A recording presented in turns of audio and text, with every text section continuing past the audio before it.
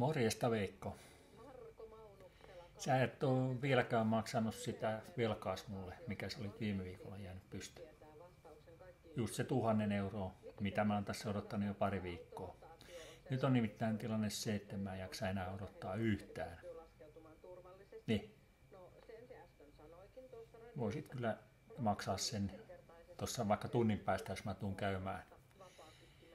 Ja jos ei rupea sitä rahaa tulemaan, niin tiedät mitä tapahtuu. Mä oon nimittäin ihan vitun kyllästynyt tähän koko showviin silleen, että sun kanssa mä en enää rupea vehtaamaan.